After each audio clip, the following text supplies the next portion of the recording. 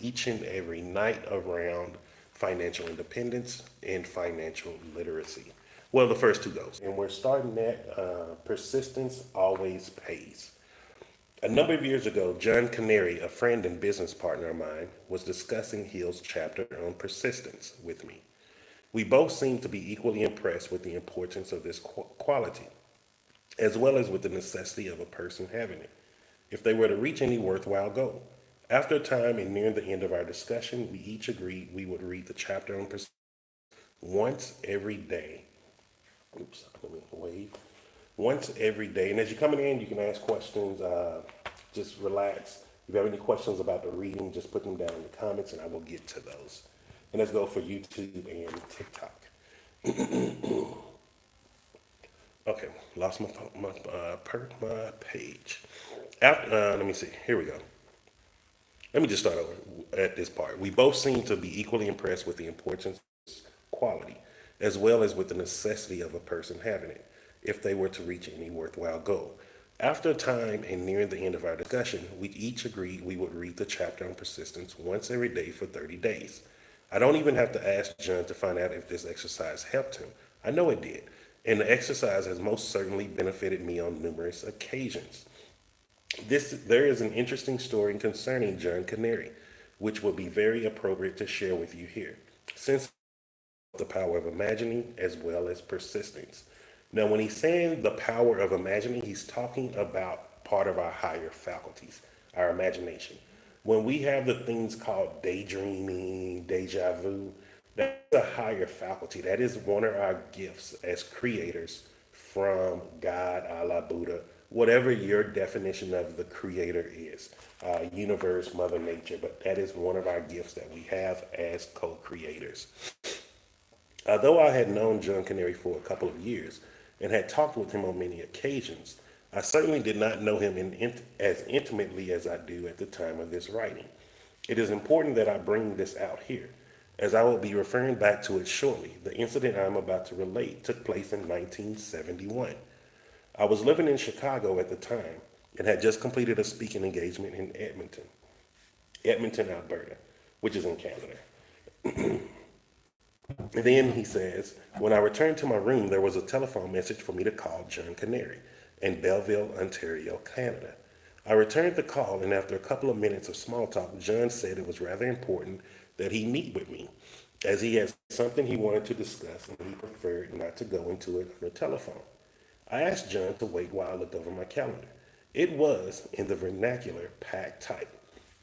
I was busy, to say the least. Almost every or speaking engagement in a different city in North America. I explained this to John and told him that although I would love to visit, I really didn't know when I could. John was persistent, so I said, listen, I'm leaving Edmonton for Chicago tonight at midnight. To get to Chicago, I have to go through Toronto. I'll arrive there at 7 a.m. I'll have to change terminals, and I leave from the second terminal 1 hour and 50 minutes later. I'll be happy to talk to you then. I promise to be too alert after flying all night, which is reasonable. It is also worth mentioning that John had to get up early enough to drive the 125 miles from Belleville to Toronto. I think that's about 60 some kilometers to meet my 7 a.m. arrival. I remember that all John said was, I'll be there. The next morning, I sat in the airport coffee shop and listened as John explained how he wanted to do what I was doing. He wanted to conduct seminars. He also explained that he was prepared to pay the price, whatever it might be. As I listened, it was like hearing a popular song on the radio.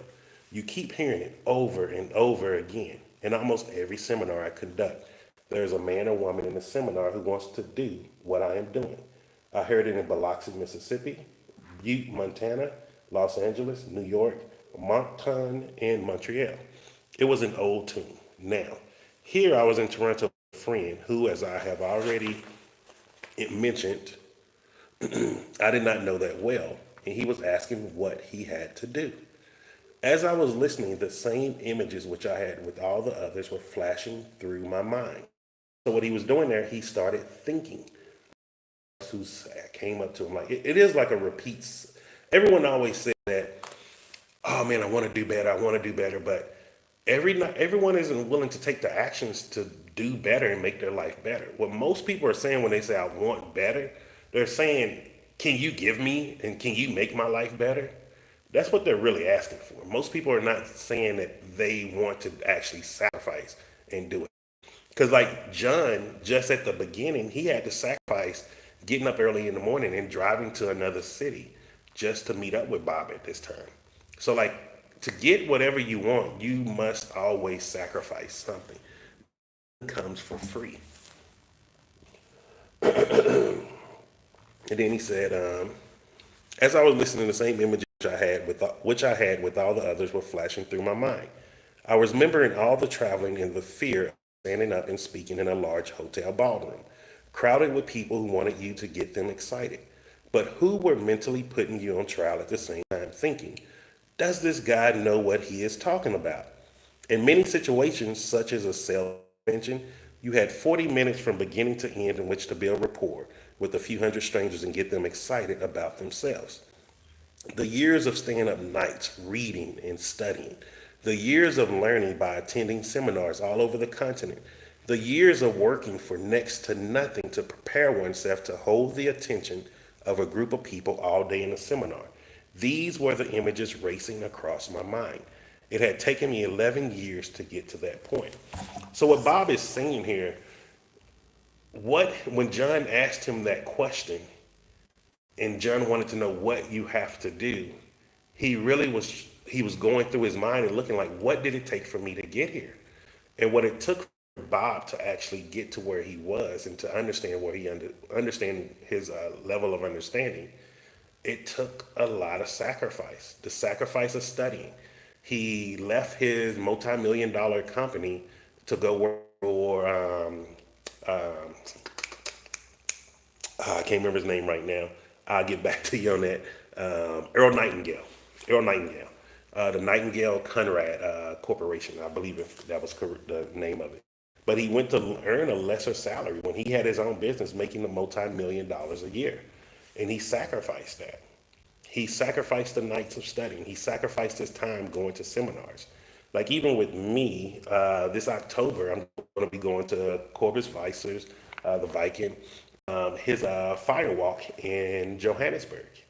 That's a sacrifice I'm making. I'm leaving my comfortable home here in Zambia just to go there to do a firewalk, but it's not just about walking on fire. It's about being around like-minded people, and it's also about absorbing that energy and also networking. Plus, you never know what missing piece that is missing from your puzzle that someone else may have that they've learned that you didn't have. This is why it's really great to always network and be around like-minded people when it comes to doing things of this nature. And then Bob says, but how do you say no? You'll never do it. When someone like John asks you, especially when the essence of what you teach is you can do anything, yet how can you say yes when everyone you know, with the exception of two or three others besides yourself, cannot earn a living in the public speaking business unless they are a celebrity? And that is a whole different story. Hey, what's up with you, brother? How you doing? And so what he's saying there is just like, so there's the Pareto principle, the 80-20 rule, 80-20 rule, I'm sorry. 80% of people are never going to reach the goals that they want to reach. It's not because they're not able to, it's because they're not doing things in the correct way and they're not willing to get help to understand how to do things better. Most people who achieve their goals only make up about 20% of the population of the people that was trying to achieve that goal. So like let's say doctors. If you have 100 students that's going into the doctoral program, by the end of year 5 of that class went in together, you may only have 20 people tops. It's never going to be 50%, 60%, 70%. You're usually going to have about an 80% fail rate. Everything in the world works on this 80-20 principle. If you actually want to reach a goal, you need to focus on the 20% activities that's going to get you closer to that goal than the 80% activities that most people do. So let me give you an example. Most people, when they're wanting to open a business, what is the only thing that they think they need? Money. Yes, you got that correct. Most people think like, oh, if I just have enough money to throw in the business will become successful. That is not true. You're not working on the culture. If people do not like working for your business, they're going to steal from you. They're going to rob you blind, and they're not going to care. They're going to run customers away. Look at like in Joburg. In Joburg, the ShopRite that was over there in CBD. The reason why that place went out of business, none of us that lived over there in CBD next to it in walking distance, we did not shop there. The customer service was horrible. They treated you like crap.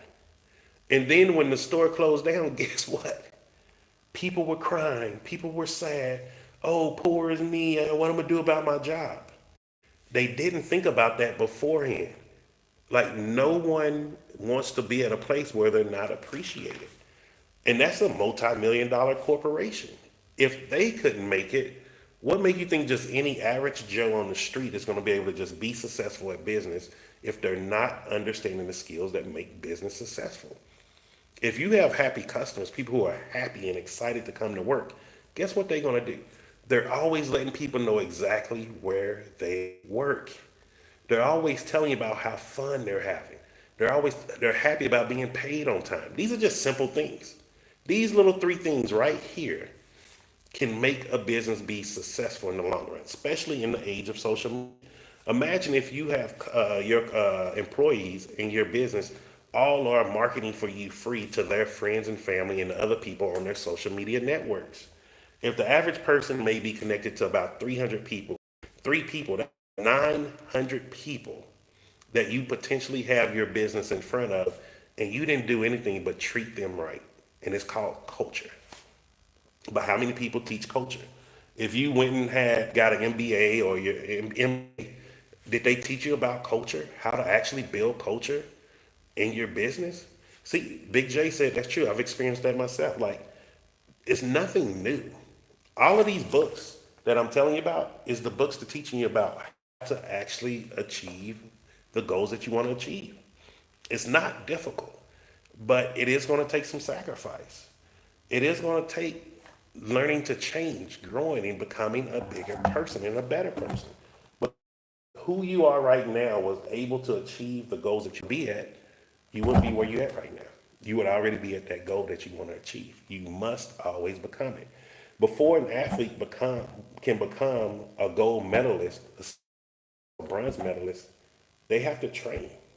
But what does it take for them to train? Sacrifice. They're sacrificing going out to drinking. They're sacrificing eating like crap. They're sacrificing having friends. Like all of these things, sacrifices that they're making. And when you look at the grand scheme of what it takes to be an athlete, they're doing the 20% activities that's ensuring they get more closer to their goal. Most people rather focus on the 80%. And the 20% activities are the things that you should be focused on. And so then he says, when John Canary finished, I told him what I had told all the others. Yes, you can do it, but it's tough. And this is where we have to get real with people. It is tough to change. It is tough to grow. It is easier for me right now to take any child. I can take any child and program that child to be successful and in business. Because all that child has to do is just make their mind up. However, for an adult, you have to change your mind. And if you do not have an understanding of what the mind is, how can you ever change it? You can't change things that you don't understand. Like, let's say if we take a car, put it and go to a very, very remote village that's never seen a car or anything like that. We were like some, remote tribes. And yes, they do still exist in some parts of the world, like Colombia. And then you have a flat tire.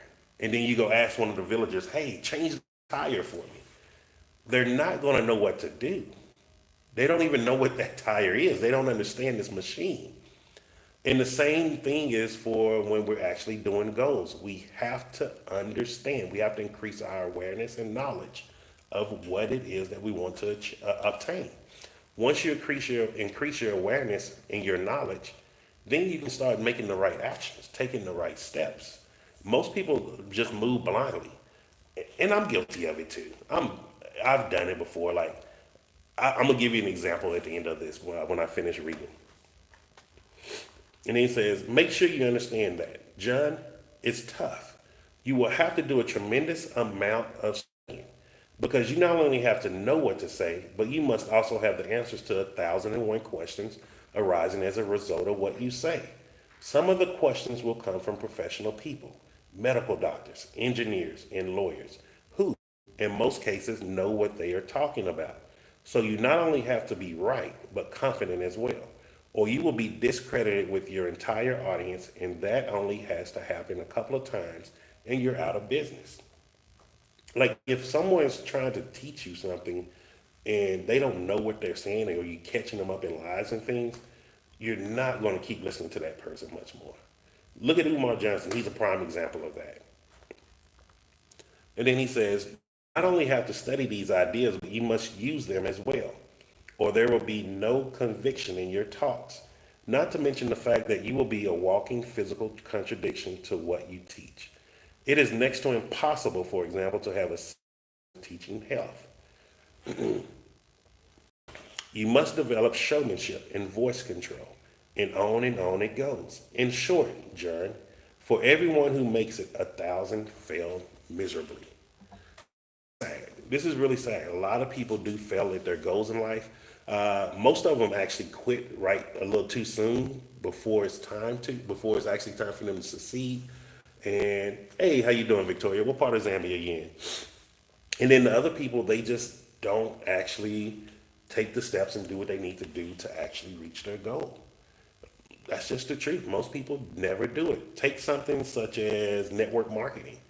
Network marketing, which is a great business model, I recommend it to everyone. Damn fly. I recommend it to everyone. It's a business in a box. It's at a low cost startup, and it's for the average ordinary person. Hey, how you doing, Hope? And it's for the average ordinary person to help you understand business without going so much in debt. But you know how many people actually really work the business when they get into network marketing? Not many. Every network marketing company I've worked with, I have made money. Even on one, I had one that was actually a scam, and I still made money off of it because I was working the business. Most people do not work the business. They're like, oh, let me ask my mom, let me ask my brother, let me ask my cousins. It's a business. You don't do business with your family right now. So why would you, when you get a low entry cost business, why would you go to them first? Go to the world. There's more people you don't know than people you do know. And the other problem is, and that's truth. And then he says, you know why YouTube. Okay, there we go. I don't know why YouTube keep crashing. Sorry, YouTube, we back. Sorry, YouTube, we back. Studied him diligently. Finally, I would have him open and close the seminars. Then he would conduct part of a seminar himself. In the beginning, he was full of fear. He was soaking wet. Sometimes he would be so worried about what the audience thought of him that he would forget everything he knew. And as you know, an audience can be very cruel. But despite all this, he continued. Keep in mind, this was costing him money. He was not being paid. Now, let me just take a break here and explain something to you. And you saw how he talked about like he was listening to recordings. He was recording things in his own voice. Like if you see these glasses I'm wearing right now, oh, don't take a picture. These glasses I'm wearing right now, actually, let me take a picture. There we go. These are the Ray-Ban Meta glasses with the AI in it. So it has a camera here.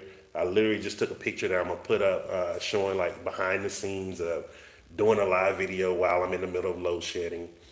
But also like I can listen to music and stuff like that. Instead, I listen to my professional development books on here. So like if I'm in the car, if I'm walking around the mall, if I'm just out and about, even if I'm talking to people, I'll have the volume low and I'm still hearing the book while I'm talking. This is something that I do. It's just making use of all of my time.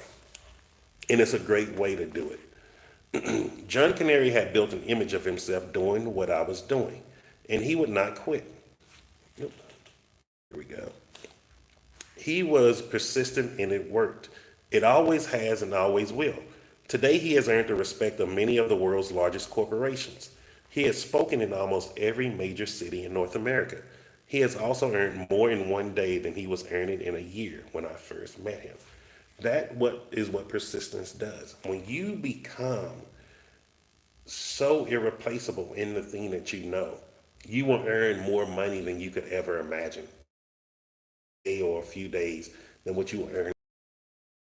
That is the benefit of persistence.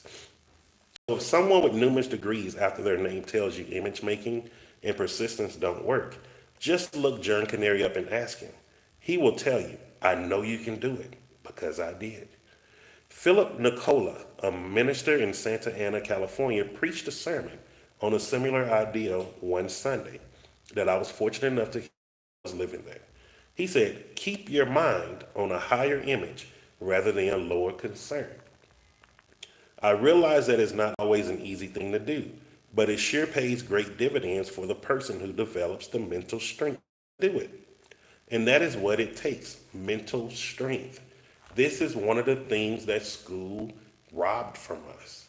The school system, it don't matter where you went to school in the world, it took away mental strength because it told you things are right, wrong, black and white. That is not true. Your life is malleable, it is flexible. You can mold it to whatever you want, whenever you want. But you have to have the mental strength to be able to do it. We have to start doing things in a correct manner. What I mean by a correct manner, most of us wants to take action first, but in fact, we need to start thinking first. We need to go from spirit to physical. That is the order of doing things. But most of us try to go physical and wish that we get to it. And that's never going to work because your physical body is already accustomed to doing what it's doing. It's called muscle memory. Those things are real. Like 99% of the things you do every single day, you do not think about them. They don't take a thought at all. Even the most back-breaking work. Like I'll be watching these guys working on this house across the street. They're not thinking.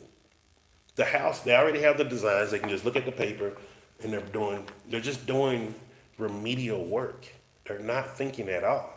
And because we don't have to think in most of the things we do, our mental muscles are very weak. I'm telling you from the truth. I did not have mental strength when I first started reading this materials. I couldn't even read a book. I'd be falling asleep. My attention span going somewhere else. I start looking at TV. A bunch of nonsense. But as I kept going and I started building my mental strength and getting it stronger, I was able to hone in on these things. Build your image now and develop the mental strength to hold it. A number of years ago, prior to Napoleon Hill's death, Earl Nightingale condensed and narrated Think and Grow Rich onto a long, plain record. At the end of the record, Mr. Hill comes on to close the record. He said, and now as I stretch out the hand of friendship through time and space, let me remind you not to go searching for opportunity in the distance, but reach out and embrace it right where you are. And what that means is embrace it inside of you. Every opportunity that you want is sitting inside of you, and you just need to embrace it and let it out, let it flourish. Don't be afraid to grow and change into the person that you want to grow and change into. Waddle said, this thinking stuff permeates and penetrates the entire universe. They are both telling us the same thing. So build your image now, right where you are. Don't even wait until you finish this book. Build it now and let the remaining pages in this book strengthen the image. You don't even have to try. Just let the image of a more uh, prosperous you float to the center of your consciousness.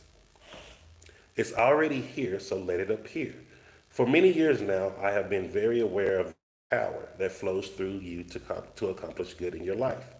When you hold the proper image in your mind, and this great truth has been responsible for and this great truth has been responsible for many wonderful things happening in my own life.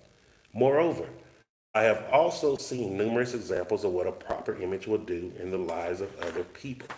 Okay, we're going to stop it there. We're not going to go to Paul Hutsey story. We'll probably read that one tomorrow. Okay, that's another good story. But like I was going to tell you, remember the story I said I was going to tell you. Like, so for me, I love business. I love learning how to make money. I love being able to make money. I love seeing money come into my accounts. Like when Amazon pays me for my books that's been published, I love seeing money coming. When I get my payments every 3 months from my real estate investments in the US, I love seeing that money come in. When I'm thinking about where my life is going to be after I start having these cars on Yango, when I start opening up the restaurant, when I have all of the houses built, I'm so excited and happy because I love where it's going to put me. So that is where I'm at now. But remember, I told you, like, until you increase your mental strength, your understanding, and all of those things, you don't doing. And most of us are working from the wrong way. We're supposed to work from spirit, which is the top, to the bottom. And I'll break. I think I'm gonna do that tomorrow on Saturday. So I think I'm gonna break down the mind. 'Cause I think now, what you see in these videos, I've been able to go back and rewatch them. Seeing how the mind really works, what it is, will be very important to help you with this. But most of us work from the physical going up. We're going from the bottom to up, and it doesn't work that way. And so for me, when I first, I remember to this day, when I first was like, man, I just want to do a little side hustle. Let me do something. I opened up an adult toy store that was online. I was on Facebook or something. It was like, hey, open up a free adult toy store, no money down. I was like, hey, I ain't too proud to sell them. Somebody use them. Now, mind you, I am a super conservative person. I don't watch porn and stuff like that. Not saying there's anything wrong with it. But what I am saying is that one wasn't the perfect business for someone like me. So I don't know anything about it. It's not my market. I don't have friends and family in it. But guess what? I still made sales. Remember, every time I did a business, I made money off of it. That's all that matters. I made money off of it. But like I did everything backwards. I'm going around. I created at that time X, but it was Twitter. Had all the different social media profiles set up for the online store.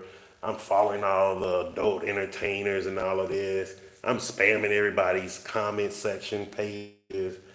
Everything wrong. I still made money though, but I was doing everything wrong. And one, it wasn't a business that I loved. And so, like, that's why you have to really understand what is it that you want to do. If you want to make money, what lanes and areas do you want to be able to make money in? What skill sets do you have? Like, for me, like me trying to go and become a fashion designer, it's not going to work. These little stubbly hands are not made for sewing. I tried sewing when I had a sewing machine. I kept sticking myself with the needle. I don't know how. I gave it away to a friend of mine's wife, and it was an expensive sewing machine too. But I ended up just giving it away because I was like, this isn't my specialty. But what is my specialty is stuff like this.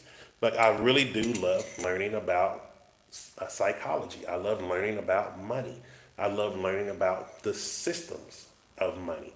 Excuse me one second. Thank you. So, and like there is a system behind money. Like the whole world we live in, there's a system behind it. The system's been hidden from most of us. So even right now, like I'm doing a lot of studying in real estate from Grant Cardone because of how big of the level he's at. He understands a lot of the systems behind it. So one of the things that I've learned recently from him is the cycle of how you're supposed when it comes to people actually looking and trying to be, hey, welcome back, YouTube, trying to be able to afford rentals. A lot of people are in relationships that are actually just roommates. A lot of people are unhappy. A lot of people are paying way too much money than what the real estate rates should be at. Everybody always talk about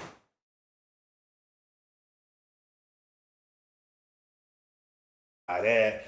And then we're like looking at the day and it's like, okay, if we have more access to money now, why are things so far out of reach? Because people didn't know the systems. The people who put these systems in place, who understand these things, were the same people that hid this information from us. This is how they created their elite societies, and this is how they created us becoming part of a slave system. We have to get out of this slave system. We have to start learning the system of financial freedom. The first step is financial literacy. The second step is financial freedom. Once you reach the whatever first level of financial freedom is for you, because it's going to be at the level that you're at right now. You can't look at someone else and be like, oh, their journey is easier. Oh, their journey is more difficult. It doesn't matter about their journey. The journeys are equal. Even with me coming from the United States, yeah, I was making decent money, but I had just the same amount of debt that I was earning. So it was a sacrifice. Even if you look at people who earned way more money than me, if you look at their debt, it made it all pretty much equal. It was just about the level of discipline and how committed you are to do it. And so that's why I'm going through this stuff. This is why I'm also continuing to read these every single day for you. We're going to keep staying on You Were Born Rich because there's a lot more stuff in here. And I don't think I'm going to switch from this one until we get to The Razor's Edge. And then I'll probably go to a few other different books. But when I do, I will let you know. Also, remember, if you're in Zambia, you can pick this up at the bookstore. I know in East Park they have it. Also, if you're in South Africa or Botswana, you are able to get these too. If you're in the US, you can get them. If you cannot afford the books, that is even better. You can get them for free on YouTube. We have to quit making excuses for our limitations. You can actually go to Proctor Gallagher Institute on YouTube, go to playlist, and there's an actual playlist of You Were Born Rich with Bob Proctor reading this to you himself. And he's flipping through the pages. Don't make excuses that's going to stop you from becoming financially free. And I want to end on this. Financial freedom seems out of reach for a lot of people. However, it is a lot cheaper than slavery. The slavery of debt that we live under in this world is way more expensive than what it takes to be financially free. I am not a multimillionaire yet. I was close. I was really close, man. It was like right there in my fingertips. I almost, and then life happens. But guess what? When life happens, because I was already financially free, it didn't drop me down.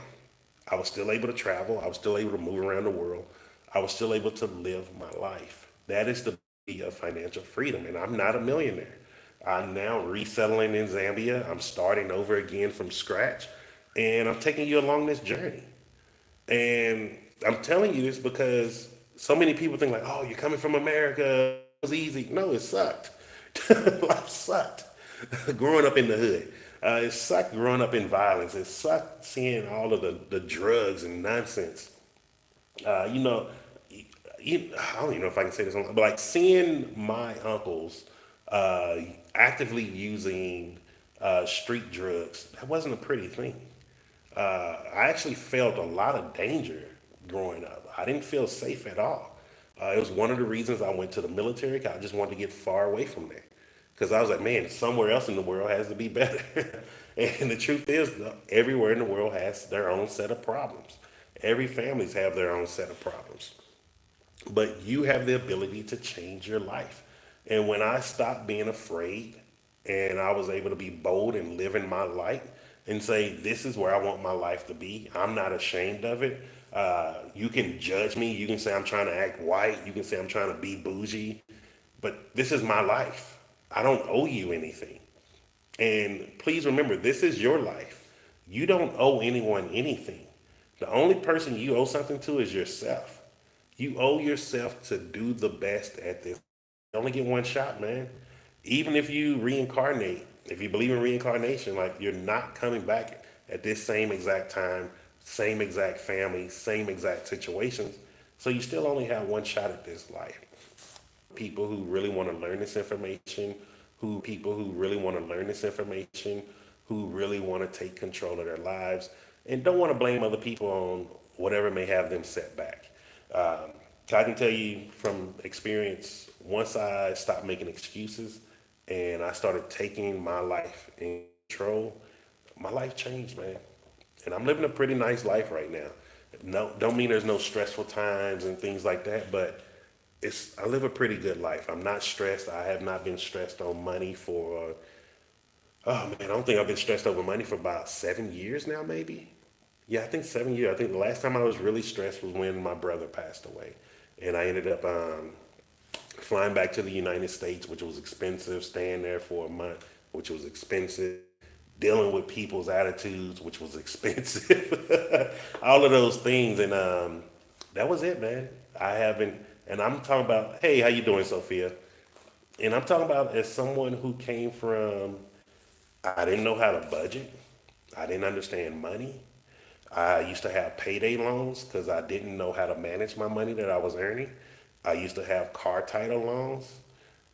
Oh, tell my little munchkin I said hi. Okay, my little niece is watching. Hey, I will probably be out there in October, man. If she's not in Joburg, I'm gonna go to Limpopo to see her.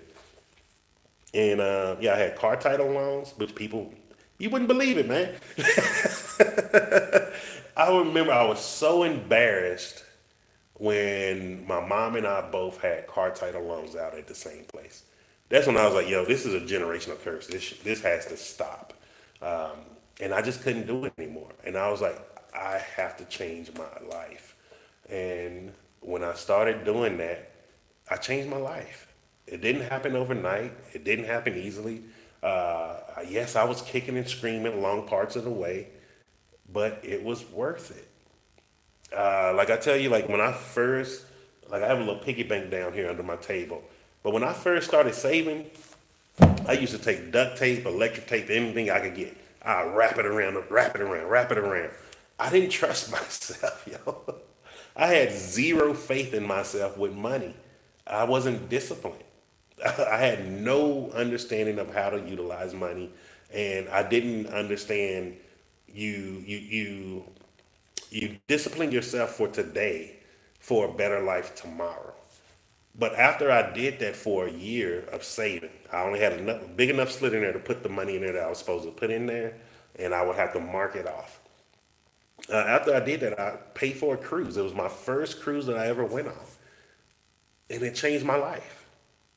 It like something clicked. And what happens is once you start taking steps in the right direction and that thing clicks in your head, you never go back to the person that you once was. I can't imagine myself worried about if I'm going to pay my rent next month. I can't imagine myself being in a place to where I don't know if I'm going to be able to pay whatever bills I need to pay. Do it now. Once the first of the month hit, all of my bills are paid. I pay everything off right there in one shot. Um, it was funny. I was talking to my neighbor today because we pay for the trash collection, and and then we just literally laughed about it because she was like, "Yeah, she forgets too."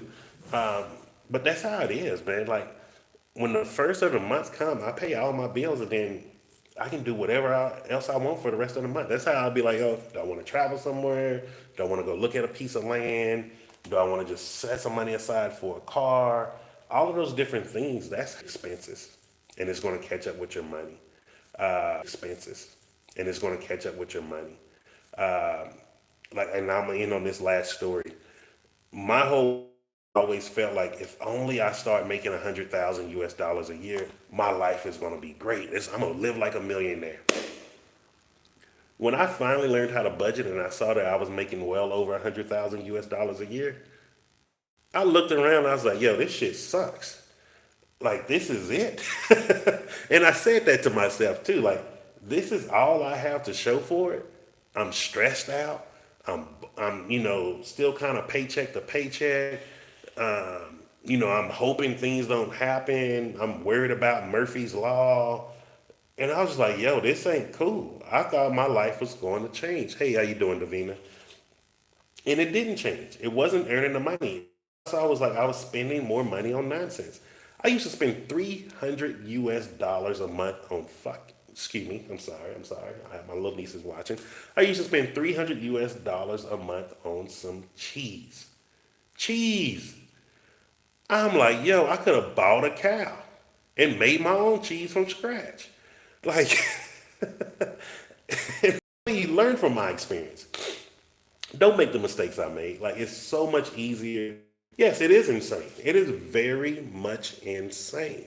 Um, not only was I spending $300 a month on cheese because I got to get the gourmet Gouda and all of this nonsense. I was spending like 600 US dollars on eating out. Mind you, I had refurbished my whole kitchen. Everything was stainless steel. I put stainless steel black back wall up, stainless steel double oven. I had a stainless steel stove top. Beautiful, beautiful freaking kitchen. And I'm like, yo, why am I almost spending $1,000 a month and it's not even going towards me just upgrading this kitchen? I was so annoyed when I saw that budget. But you know what? I had to be real with myself. I had to be honest. Like, and sometimes the hardest part is really telling yourself the truth of, I'm wasting money in these places. I'm wasting money for no freaking reason. And I was wasting a lot of money. A lot of money. And once I started realizing that, I was like, yo, this is no, I'm not working this hard for this. I didn't go to war to be throwing my money away to some big corporation who don't care about me. I don't have screws in my back hurting every day just so I can just spend money for nonsense. That's why I'm so frugal now. That's why now I focus on wherever I live is my peace. I want to spend 99% of my time in my home. Some people don't understand it. Like when people are like, oh man, you don't go out and club, you don't go out and party, you're not doing this or that. No, for what? I got a beautiful home that's comfortable, and I'm comfortable in my home. Like I don't need all of this outside things to make me happy anymore. But you know what does make me happy? When I know when there's something that I want, I can just go swipe my card and there's not even a thought in my mind, can I afford it? Will it go through? When was the last time you were able to do that? And let's end it here.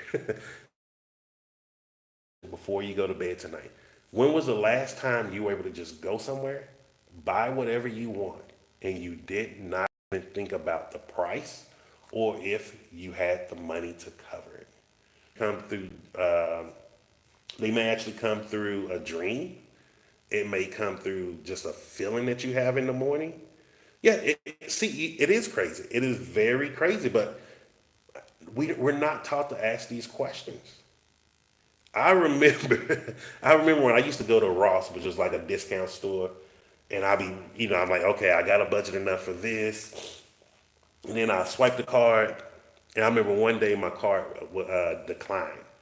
I was like, yo, I know I have enough money just for this one item, for the items I had, and then it looked like and what happened was my bank had canceled not canceled, but blocked the card because they thought it was some kind of fraud on there.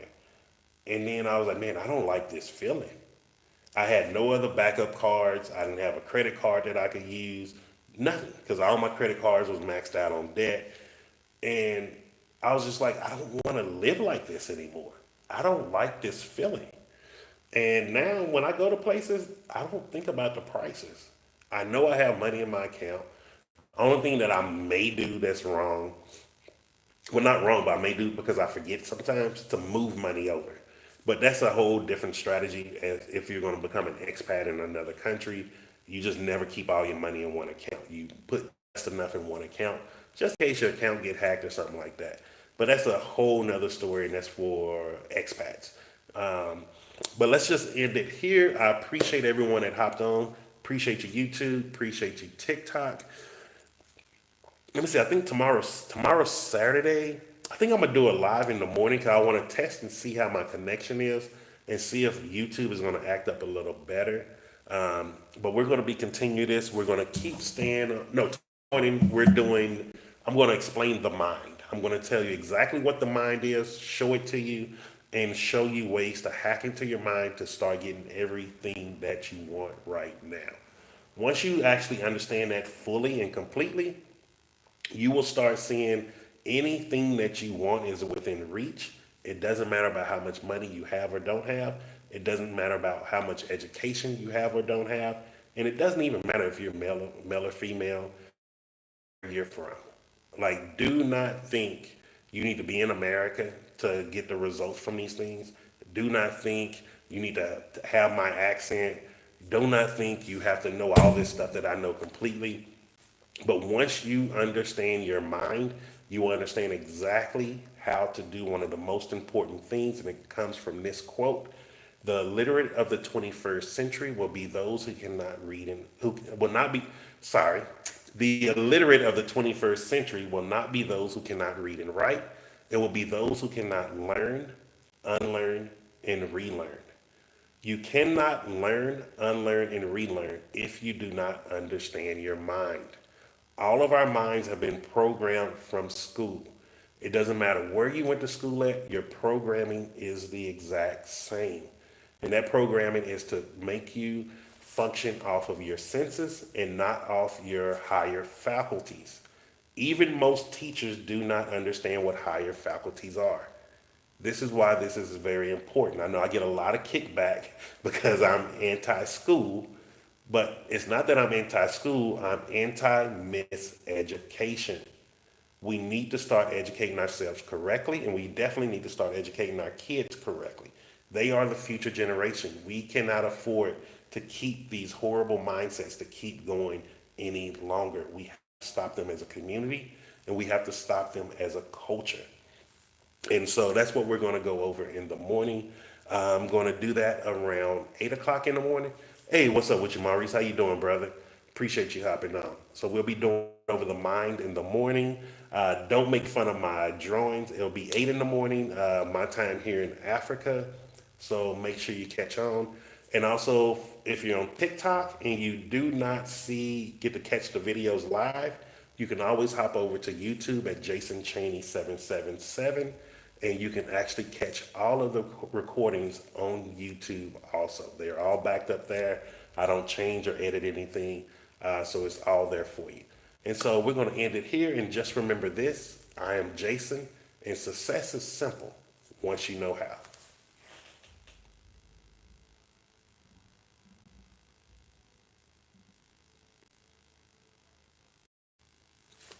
All right, cool.